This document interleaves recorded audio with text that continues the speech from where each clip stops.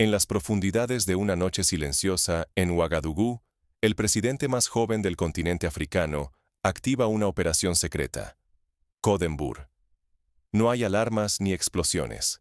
Solo el eco de pasos contenidos y miradas tensas que atraviesan los pasillos del poder en Burkina Faso. Ibrahim Traoré dirige una revolución invisible. No es un golpe de estado clásico, sino una guerra en la penumbra. Las maniobras se tejen en susurros, con estrategias tan sutiles que apenas dejan huella, pero su impacto amenaza con sacudir los cimientos del país y de toda África. Cada decisión tomada en este tablero oculto puede alterar destinos. El aire está cargado de presagios, porque aquí no solo se juega la autonomía de una nación, sino el derecho de un continente a romper con décadas de sumisión a intereses ajenos. Ante el riesgo de perderlo todo, el Plan B se pone en marcha. Contratos de miles de millones se negocian en secreto, rutas de exportación quedan bajo vigilancia, y las potencias extranjeras observan, inquietas, desde la sombra. No hay discursos heroicos ni columnas de blindados, solo una serie de movimientos precisos, mensajes cifrados y vigilancia que nunca duerme. La pregunta prohibida flota sobre el silencio. ¿Quién posee realmente los tesoros que yacen bajo el suelo africano? ¿Quién decide el valor de su petróleo, sus minerales, sus datos? Traoré desafía el orden global y en el proceso saca a la luz el drama de toda una región. Si fracasa, Burkina Faso podría perder su independencia, sus recursos y su futuro. Pero si triunfa, encendería una chispa capaz de transformar África para siempre. El riesgo es absoluto. El premio, incalculable. Pero ¿cómo llegó Traoré a este punto de no retorno? Para entenderlo, hay que regresar al origen de su misión y la historia secreta de un país que lleva décadas luchando por su destino. Desde Patrice Lumumba y Thomas Sankara hasta hoy, la historia africana está atravesada por fuerzas invisibles que moldean el destino de naciones enteras. En África, la lucha por el poder rara vez se libra a plena luz. Se trama en oficinas discretas, entre acuerdos secretos y compromisos no escritos, donde lo que se disputa es mucho más que una presidencia. La verdadera batalla ocurre en las sombras, lejos de los discursos oficiales. Un ejemplo contundente es el destino de Patrice Lumumba, el primer ministro del Congo, quien en los años 60 intentó nacionalizar los recursos minerales de su país y acabó asesinado tras una serie de maniobras diplomáticas y operaciones encubiertas impulsadas por potencias extranjeras. Décadas después, Thomas Sankara, en Burkina Faso, impulsó una política de autosuficiencia, rechazó la dependencia de la ayuda extranjera y fue derrocado y asesinado en una conspiración donde se mezclaron intereses internos y externos. Desde mediados del siglo pasado, el patrón se repite. Cada vez que un líder africano desafía los intereses globales, su suerte queda echada. Los casos de Lumumba, Sankara y muchos más ilustran cómo quienes osan reclamar soberanía sobre sus recursos son apartados, no por invasiones militares, sino por redes de presión diplomática, manipulación informativa y la complicidad de élites internas. Hoy, el neocolonialismo opera sin uniforme ni cañones. Sus armas son los contratos imposibles de romper, la deuda asfixiante, la dependencia tecnológica y la presencia constante de asesores extranjeros. Incluso la narrativa mediática internacional actúa como herramienta de control, definiendo qué gobiernos son legítimos y cuáles merecen ser aislados. El dominio sobre África se ejerce, sobre todo, a través del dinero y la información. Un ejemplo reciente es el caso de la República Democrática del Congo, donde empresas extranjeras controlan la mayor parte de las minas de coltán y cobalto, materiales esenciales para la tecnología moderna. A pesar de la inmensa riqueza mineral, la población congoleña sigue enfrentando pobreza y conflictos armados, mientras los beneficios económicos se canalizan a bancos y empresas en el extranjero. Burkina Faso ha estado durante décadas atrapada en esta telaraña. Es un país rico en oro y algodón, pero sus riquezas han engordado cuentas en el extranjero, mientras la mayoría de su población sobrevive al margen del desarrollo. Los beneficios millonarios de la exportación desaparecen en manos foráneas. Los acuerdos internacionales atan de pies y manos a los gobiernos, perpetuando la dependencia y limitando cualquier avance real. Para ponerlo en perspectiva, en el año 2019, Burkina Faso exportó oro por un valor superior a los 2.000 millones de dólares, pero la mayoría de esos ingresos no se tradujeron en mejoras sustanciales para las comunidades locales. Las multinacionales mineras, a menudo con sede en Canadá o Australia, se llevan la mayor parte de las ganancias a través de complejos mecanismos fiscales y acuerdos ventajosos. La presión internacional no da respiro. Inversiones occidentales condicionadas, contratos energéticos escritos en lenguajes incomprensibles, campañas mediáticas que deciden qué líder es aceptable. Diplomacia y chantaje se entremezclan, y quien se atreve a desafiar el orden impuesto queda expuesto al aislamiento y la difamación. En medio de este escenario, la llegada de Ibrahim Traoré representa una ruptura inesperada. Un militar joven, apenas superando los 30 años, decide cuestionar el sistema. ¿Quién controla realmente el oro que yace bajo el suelo de Burkina Faso? ¿Quién decide el destino de millones de burkineses? ¿Puede un país pequeño recuperar su voz en medio de tantas presiones cruzadas? Las apuestas son colosales. La reputación de los líderes puede ser destruida en cuestión de semanas. La riqueza nacional sigue siendo el trofeo oculto de una guerra sin frentes visibles, y la autonomía política se tambalea ante promesas envenenadas y amenazas sutiles. El margen de error es mínimo. El precio del fracaso, monumental. Así, el futuro de Burkina Faso, y quizás el de toda África, depende de una lucha que ya no se libra en trincheras. La verdadera guerra es silenciosa y compleja, y su desenlace definirá si la región logra finalmente escribir su propia historia, o si seguirá atrapada en el ciclo de saqueo y sometimiento. Pero ¿cómo se enfrenta una maquinaria global con recursos casi ilimitados?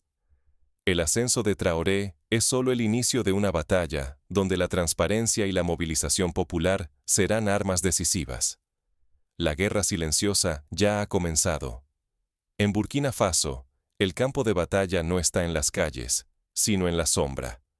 Armas invisibles, amenazas internas y el arte sutil de la vigilancia son ahora las trincheras de la supervivencia nacional.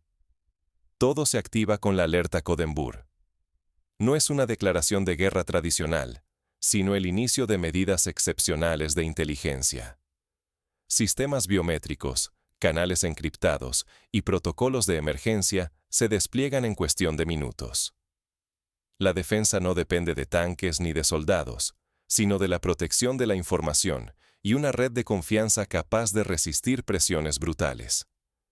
Pensemos en ejemplos históricos de operaciones de inteligencia, como la Operación Entebbe en Uganda o la Operación Garbo en la Segunda Guerra Mundial. Ambas demostraron cómo la información, la sorpresa y la coordinación pueden alterar el curso de los acontecimientos sin recurrir necesariamente a la fuerza militar directa. Del mismo modo, la Operación Codembur es un ejemplo contemporáneo de cómo la seguridad nacional puede depender más del control informativo que del despliegue visible de armas. El verdadero peligro no viene del exterior. La historia africana está marcada por traiciones internas, infiltraciones y manipulaciones de élites que han sido más letales que cualquier ejército extranjero. Golpes de Estado y caídas de gobiernos a menudo nacen de una llamada, un maletín, una promesa en la penumbra. Hoy, la amenaza son las grietas en el propio sistema. Funcionarios comprados, asesores infiltrados, datos filtrados y agentes de intereses extranjeros disfrazados de aliados.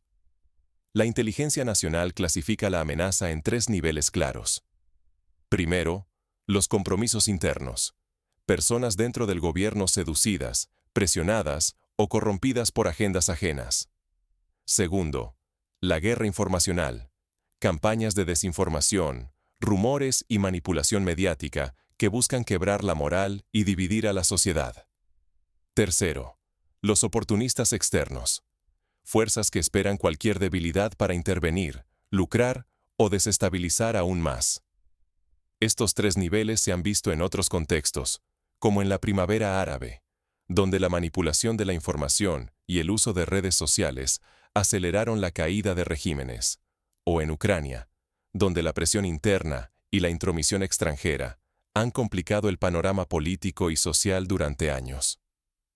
Ante este escenario, el gobierno lanza la Operación Fortaleza. Su estrategia se apoya en tres pilares. El primero es la seguridad física, proteger infraestructuras clave, blindar rutas críticas y aislar posibles focos de sabotaje. El segundo, la defensa informacional, asegurar las comunicaciones, bloquear narrativas hostiles y vigilar los nodos donde el relato puede ser manipulado. El tercero, la resistencia moral, mantener la confianza popular, cultivar el propósito colectivo y forjar una identidad nacional resistente al veneno de la propaganda. La principal arma ya no es la fuerza bruta, sino el control del relato y la legitimidad ante el pueblo. La batalla es por la percepción. Quien controla la narrativa, controla el destino nacional. Si el gobierno pierde esta guerra invisible, también perderá el país, abriendo la puerta a la manipulación extranjera y al regreso de la dependencia. Por eso, cada decisión, cada mensaje y cada gesto público se mide al milímetro. Un solo error puede costar la soberanía ganada con tanto sacrificio. La tensión es máxima. Cualquier filtración, rumor o traición puede detonar una reacción en cadena. El equilibrio de Burkina Faso pende de un hilo, vigilado día y noche por sistemas y personas conscientes de que no solo el futuro del país, sino quizás el de toda África, está en juego. Pero incluso los mejores sistemas pueden fallar. La primera grieta no tarda en aparecer, poniendo a prueba la resistencia de la Operación Fortaleza. Imaginemos una situación hipotética. Un funcionario de nivel medio, tentado por una oferta económica irresistible de una empresa extranjera, filtra información sobre los movimientos de seguridad en las minas de oro. En cuestión de horas, esa información llega a manos de inversores internacionales que manipulan el mercado y crean pánico en la población local. La reacción es inmediata. Rumores de una intervención militar extranjera se esparcen en las redes sociales, provocando manifestaciones espontáneas y debilitando la cohesión social. Dos caminos, un solo destino. Repetir la historia de dependencia o liderar el renacimiento africano. La encrucijada es real y apremiante. El primer sendero es tan reconocible como doloroso. El antiguo sistema recupera el mando. Las reformas se desvanecen desde dentro o por imposición externa, y la dependencia se profundiza aún más. Bajo nuevas máscaras, los contratos opacos y la manipulación financiera se imponen, perpetuando la influencia extranjera. Millones de africanos quedan atrapados en la pobreza, mientras las riquezas del continente siguen fluyendo hacia afuera y las decisiones cruciales se toman lejos de su gente. Sin embargo, un segundo camino se abre con la fuerza de una esperanza renovada. El movimiento que impulsa Traoré comienza a contagiar a la sociedad, encendiendo una transformación social y digital donde la soberanía deja de ser discurso vacío y pasa a ser práctica colectiva. La ciudadanía se organiza, exige transparencia y utiliza la tecnología, desde algoritmos y monedas digitales hasta redes sociales, como herramientas de emancipación y defensa de los intereses nacionales.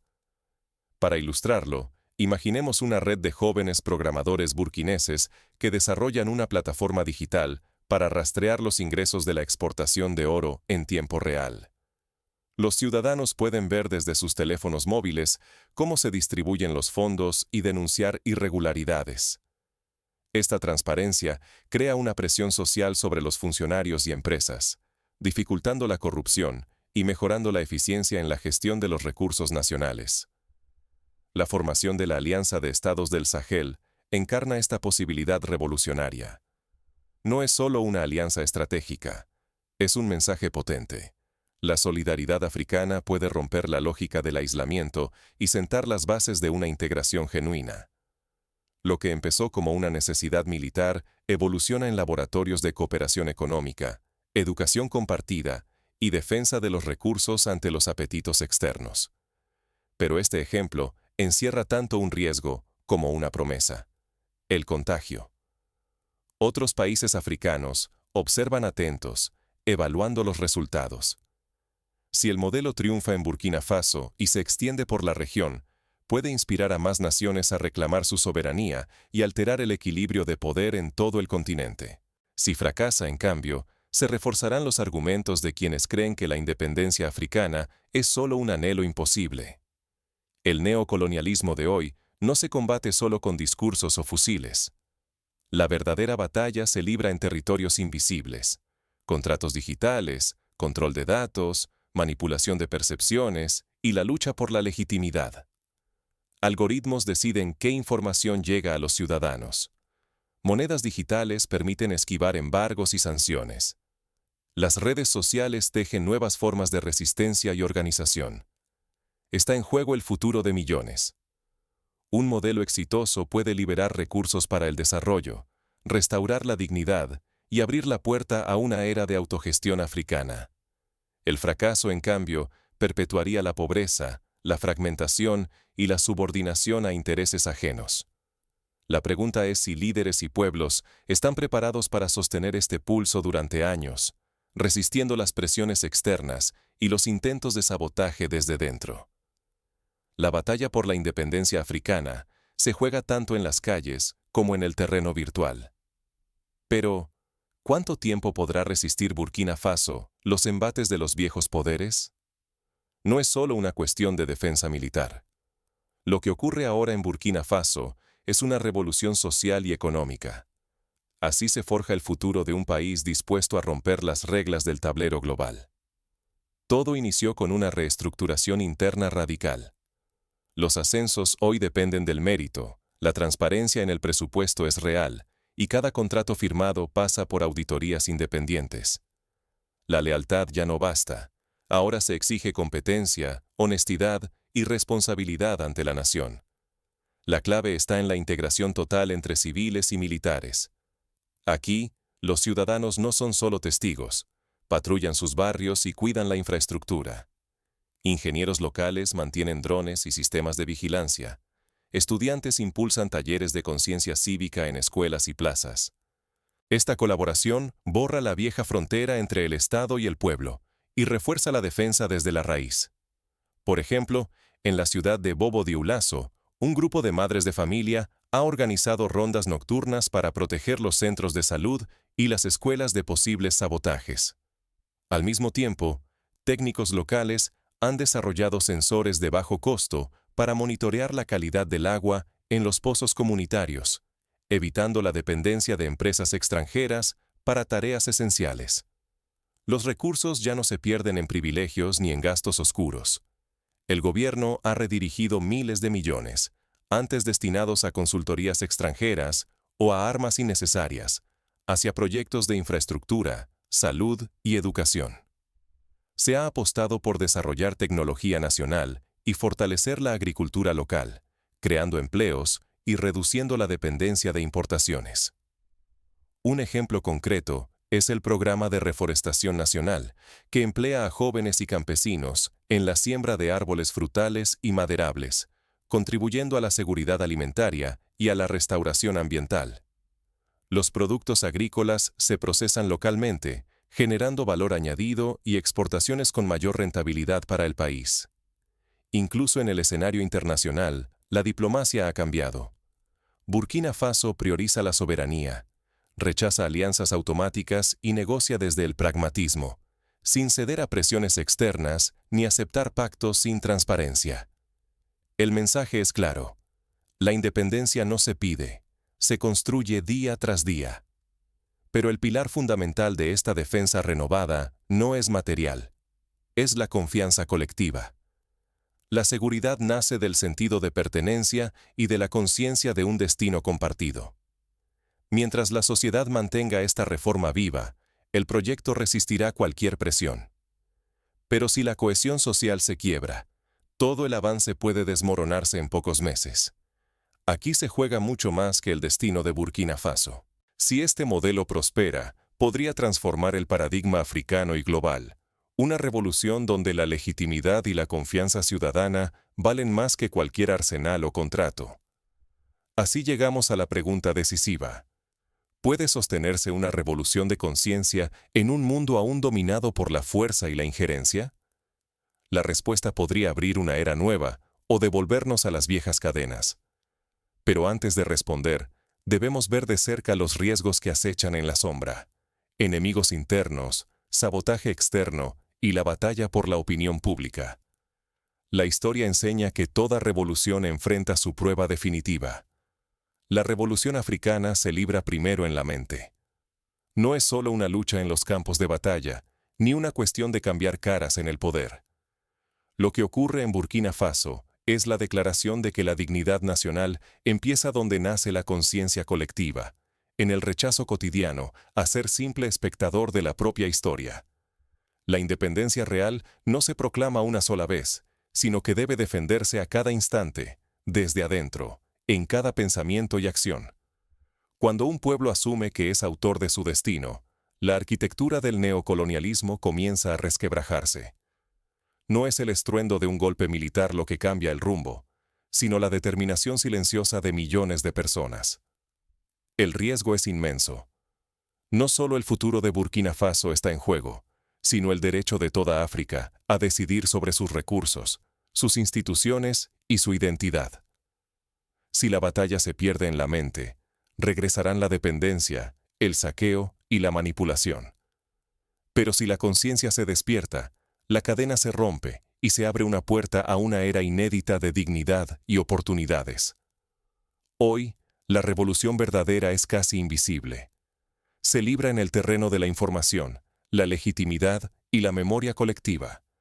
Cada ciudadano, desde Ouagadougou hasta el último rincón del continente, puede fortalecer o debilitar esa nueva soberanía. La defensa nacional ya no es solo tarea de soldados, es un movimiento social, cultural y económico. Cada día plantea la misma pregunta. ¿Cómo puedo contribuir a este renacimiento? Ser autor de tu propio destino es una labor colectiva y consciente. La historia de Burkina Faso enseña que el cambio profundo no nace en palacios ni en acuerdos internacionales, sino en la mente crítica y despierta de cada persona, en el acto de reclamar lo propio y rechazar el guión impuesto. No hay libertad genuina sin vigilancia interior ni acción conjunta. La Codembur, más que un protocolo secreto, es una metáfora de vigilancia colectiva y lucidez. Cada generación africana enfrenta su reto, y esta es la hora de levantar la mirada, desafiar lo heredado y construir el futuro desde adentro. Toda revolución que perdura empieza por la conciencia y sigue con la movilización colectiva. En los susurros y en las decisiones cotidianas se juega el destino de un pueblo. Porque la dignidad se construye en silencio, pero solo se defiende con unidad y coraje. La historia ya está en marcha. Las próximas páginas dependerán de cómo cada uno, aquí y ahora, asuma su papel en esta revolución de la mente. Para quienes buscan pasos concretos para contribuir a este proceso de transformación, aquí algunas recomendaciones prácticas. Primero, participa activamente en la vida cívica de tu comunidad. Involúcrate en asociaciones, juntas vecinales o proyectos sociales que promuevan la transparencia y el desarrollo local. Segundo, infórmate y comparte información verificada. No permitas que rumores o noticias falsas te manipulen.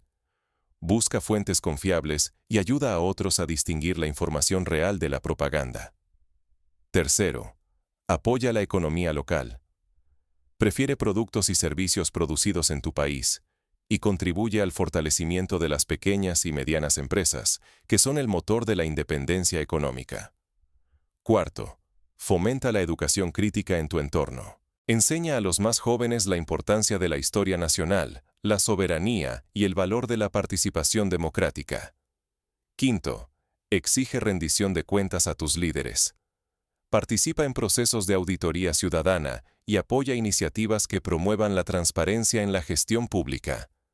Sexto, aprovecha la tecnología para organizarte y defender los intereses nacionales. Únete a plataformas digitales que promuevan la vigilancia ciudadana y la denuncia de actos corruptos. Séptimo, cultiva la solidaridad y la cooperación con otros países africanos. Participa en intercambios, foros y redes que fortalezcan la integración continental y el aprendizaje mutuo. Implementar estos pasos no solo fortalece la revolución en Burkina Faso, sino que puede servir de modelo para otras naciones en situaciones similares. La historia demuestra que el cambio sostenible se construye desde abajo, en la vida cotidiana, en la suma de miles de acciones pequeñas pero persistentes. Y así, la pregunta prohibida ya no flota sobre el silencio. Ahora es un llamado abierto a la acción colectiva. ¿Quién posee realmente los tesoros de África? La respuesta, finalmente, está en manos de su gente, decidida a escribir